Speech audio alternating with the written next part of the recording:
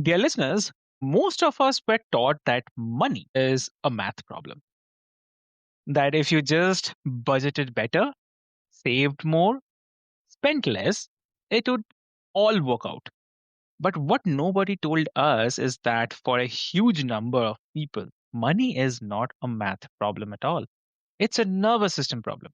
It's a shame problem. I'd say, it's a this feeling in my chest every time I open my banking app problem. Hmm. And until we start treating it that way as something that lives in the body, not just the Excel sheet or spreadsheets, we are going to keep hitting the same wall again and again. So, dear listeners, today we are going somewhere about the financial conversations are too afraid to go.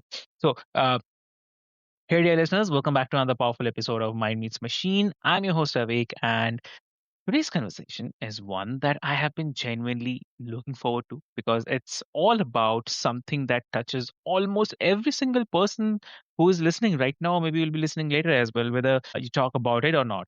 But we come into that. But before that, I would love to introduce my lovely guest. Please welcome Jennifer Edwards. Welcome to the show. Hi, Avik. Thanks for having me.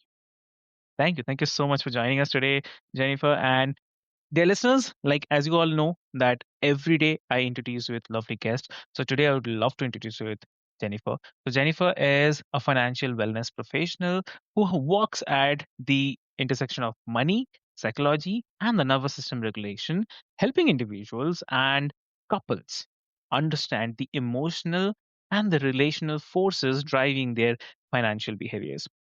So her approach is, I would say, trauma informed, deeply human, and built uh, on one powerful belief that financial clarity and the inner safety are not the separate goals. They are the same journey. Yes. So we are Hmm. going to explore like why money triggers the shame and avoidance in so many people. And at the same time, how stress literally changes the way we make financial decisions and what it actually looks like to build a healthier relationship with money from the inside out. So let's get started and stay with us. Welcome to the show again. I'm excited about this. Yes, I think we've got a Oh, lot of important things to cover. yes. Yes. Yeah. So before we get into the deep work and the details, I want to start somewhere with bit personal, because I find that people doing the most meaningful work in this space usually have a reason that goes beyond their professional interest. So, uh, what brought you to this particular section of money and the emotional well-being? Yeah. Well, first of all, I had my own financial trauma, and that led to me being very conscientious about money, maybe even hyper vigilant. And it did impact my family life and my relationships in ways that I wasn't proud of. And so I knew that, I needed to deal with something like that. But I was working in the financial planning industry, and really kind of the kicker for this was when in the financial planning industry, I saw all of these different money beliefs and different values emerge from different communities and different parts of the country. And the financial planning training that I had did not prepare me for anything other than just kind of the Eurocentric, the typical way that we look at money in the United States. And I thought, I know there's more to this, because what I was seeing was people knew what they needed to do. We'd shown them the numbers. We had run the projections. They had agreed, like, yes, this is the best course of action. And yet it was still sometimes very difficult for them to follow through with what we had, both of us, agreed, like, this is what we're Hmm. aiming for, right? And so I left the financial planning industry to focus on this part of our experience with money. One of the things that I noticed across the board was no matter the level of wealth, There was always anxiety and stress and anxiousness around money. It just might be something different. It might be now I'm afraid of losing my money, whereas before Mm, I was afraid of just, not having enough to cover my basic needs. But there was always a new level of stress. And then something else that I saw come up a lot was the avoidance of very important conversations. We know money is taboo in most cultures, mm, that, you really needed to have some understanding and connection around money, especially when you have a high net worth individual or a family where there is a lot of money. There needs to be open communication.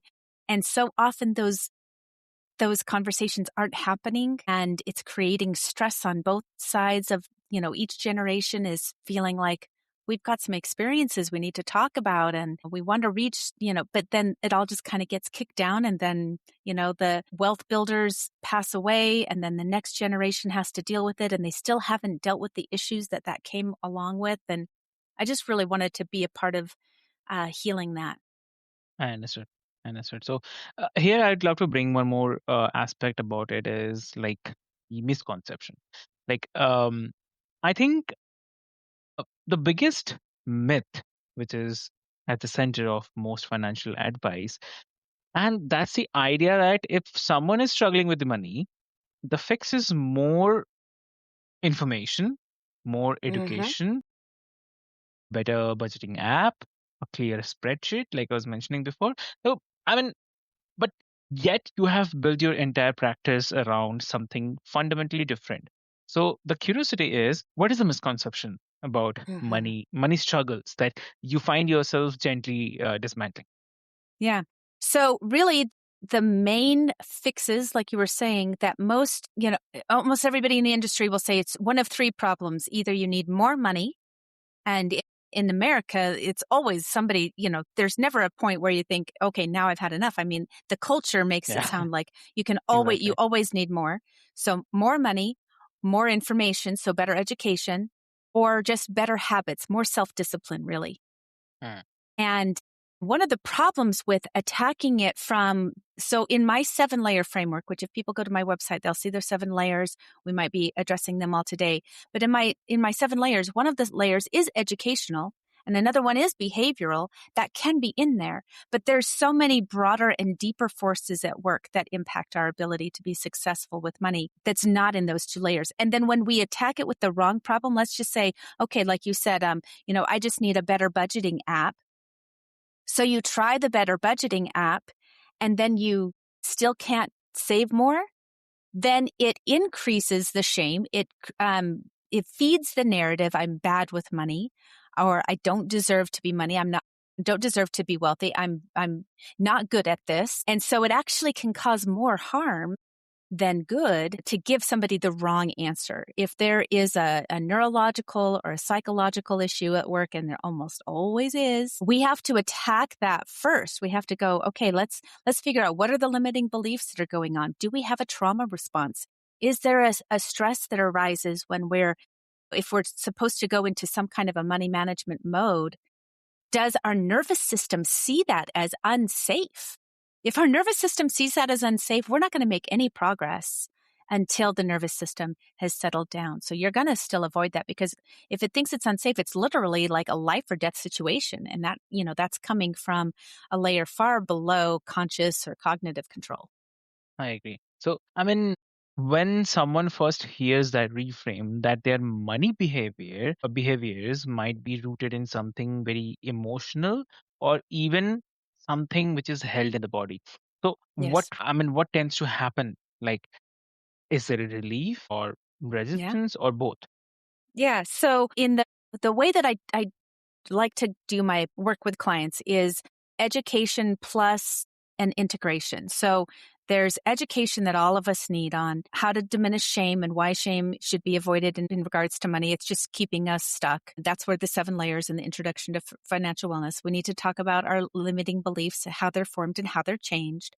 The stress response and trauma, emotions and what they mean, what that actually is, why it's a good thing to even feel unpleasant emotions at times, the information that has. And then the effect of cultural messaging around consumption and consumerism. So what happens when you unlock that is you start to realize, what you have control over and what you don't. So there's a level of acceptance that we all have to kind of hit, because none of us are going to be able to. There's always going to be something that impacts our ability to do what we want to do with money. Yeah. Ethical consumption, like it's just, you can't accomplish that across the board. Yeah. So we figure out what our emotions are telling us, what our highest values are, and we try to operate from that place. And that's really empowering. Sometimes in sessions, in integration sessions, we'll get into a deep money experience or a past money memory. And there will be a very emotional response where somebody's like, I didn't realize that had stuck with me to the level that it had and to the intensity that it had. And now they can start to look at money a little bit differently. But we're attacking it from all different angles. We're going on the subconscious beliefs. We're setting up mantras. We're saying, okay, here's the new belief that we want to reinforce. And so we're going to put that on, a repetitive, sometimes some type of repetitive exposure, but whatever it is you're working with, if it's overspending, it could be underspending. It could be Yeah. oversaving.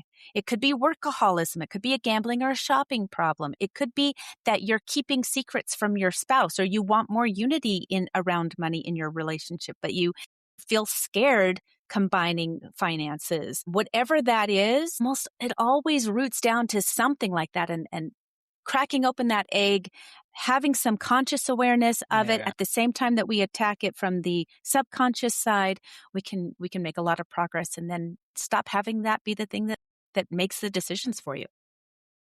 Exactly. What I love about it, like, is it immediately removes blame from the equation. It's like you are not a bad with money, or you are responding in a completely human way to something that was never just about the numbers to begin with. And I think that distinction is everything. It's where the real work can finally start. That is for sure. And if you just go a bit deeper, like, I think that this is where your work also gets really, really fascinating. You talk about the trauma informed financial wellness, which is definitely not a phrase most financial advisors use, right? So, what Mm-hmm. gently, or I mean, if I ask you, like, what does the trauma actually have to do with the way someone handles money? Yeah. So our trauma responses usually come in the form of one of four responses, either a hyper arousal or a hypo arousal. So meaning like a shutdown response. So sometimes you'll hear it called fight and flight. There's also freeze and fawn in there. And those are really just learned behaviors of the way that we responded to stress, especially as a child. We learned a certain pattern that worked, that kept us alive, that kept us safe. And so we'll use that same pattern as an adult. And now it lives in our nervous system as a pattern that comes up all the time. Fight might look like where you really just need to have a lot of control, and maybe it's causing contention in your romantic relationship, or with your children. You're not listening to other people's, you're ready to just kind of put your dukes up and have your, like, I've got my position. This is the right way to handle things, which is going to be damaging to relationships. And nobody really, they'll all say, hey, my family's the most important thing. But then when it comes down to it, if your nervous system says, oh no, financial security is the most important thing, you can damage relationships to keep that financial security where it feel safe. Another one is the flight response. This is where most people have some aspect of this in their relationship with, and I think of this as avoidance through activity. So this is workaholism, like wanting to just kind of keep from having to deal with your emotions through this feeling of productivity. Could be a shopping or a gambling, something that you're doing. It could be doom scrolling on your phone. It could be something that you are doing to, like, I'm doing this instead of dealing with my money, but organizing your debt or whatever it is that you need to do. When you're avoiding that through action, that would be a flight response. And then the freeze response is where we're avoiding through inaction. So kind of a shutdown response. We're sort of not not really interacting with the world in a healthy way, it's overwhelming, right, to our system to just Mm. even deal with it. And then the fawn response is where we are, the connection hormones come into play and we're trying to placate or appease. We'll do something that will, okay, I will give in this way and I'll make it seem like this is actually what I want to do when it's really not what you want to do. And that will harbor resentment. That's not ever going to, it's not, you're not actually living according to your values. You're just keeping safe by keeping the others around you in an appeasement type of a frame of mind. So, we look at it most of the time. I can tell from the way that people, how they grew up with money. Like I can already say like, okay, it's probably going to show up this way. Or I can Mm. look at your balance sheet and your cash flow statement and kind of have a pretty good idea of how you respond to stress and what trauma response looks like for you.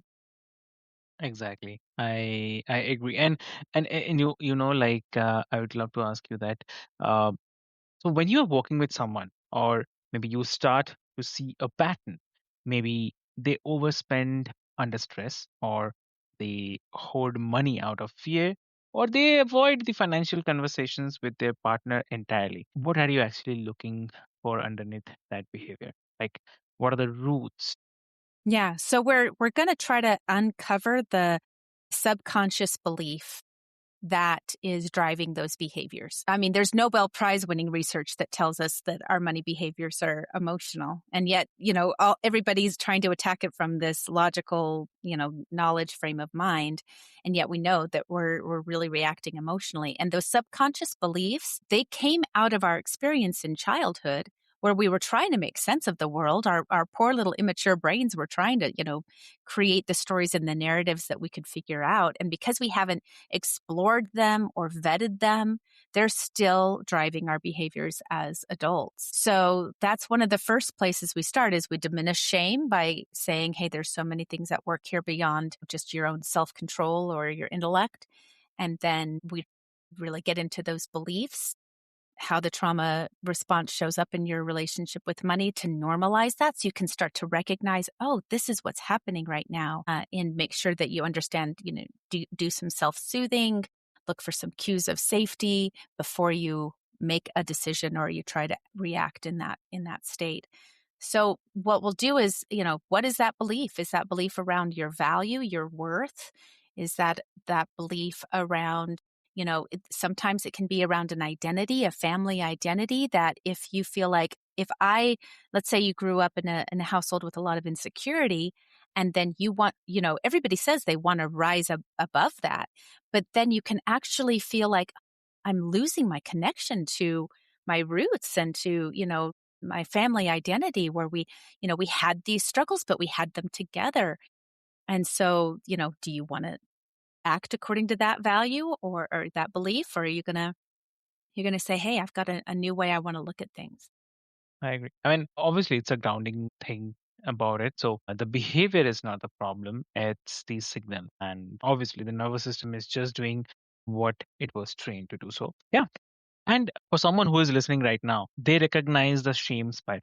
They recognize the avoidance as well. They also know something is off, but they don't know where to begin.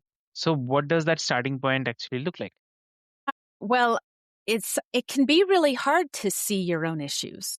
It's kind of like you're inside of a jar or something and somebody else can kind of see what's going on and you're looking from the outside in and you can't really see it. So, because this is a new field and there aren't a lot of us in this space, I mean, my first thing, I'm just trying to help people out with the 20-minute call where I can usually pinpoint the root issue. And if, we can start from there. And that's just a 20-minute call that doesn't cost any money.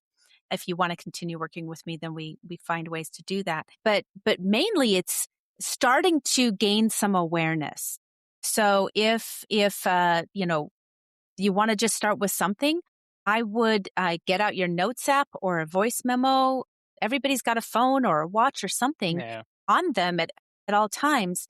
And if you can just start to say, what am I feeling right now? Where does this come from? If it's, I'm about to go into a shop and I really don't have any thing that I need, that I'm just doing this to numb some pain, or I'm doing this because this is just a pattern of behavior my body has learned. After work, we go shop, whatever the thing, or on Saturdays, this is how we spend Yeah. our free time, even if it's costing you your financial security. It mostly starts with just getting that awareness that something is happening.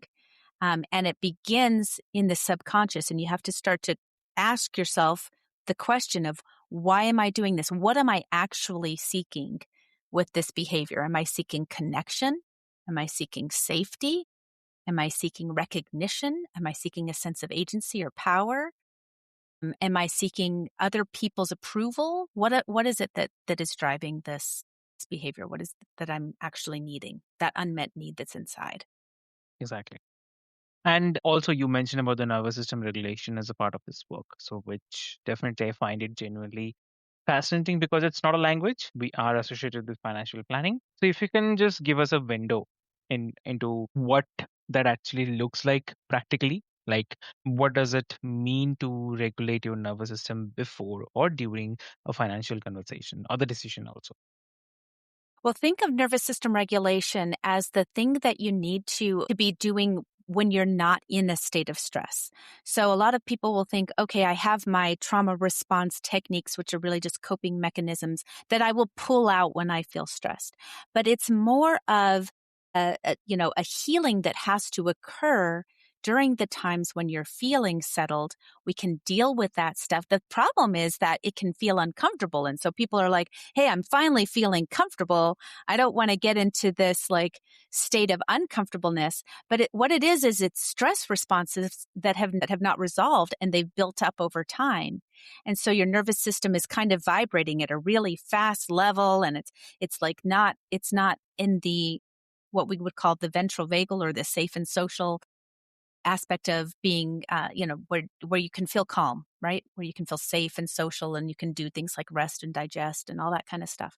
So it's kind of important. I used an analogy. I don't know how many of your listeners will have seen the Christian Bale Batman movie, but there's Yeah. this point at which he is trying, his house is on fire, and he's fallen down, and he's got this big beam across him.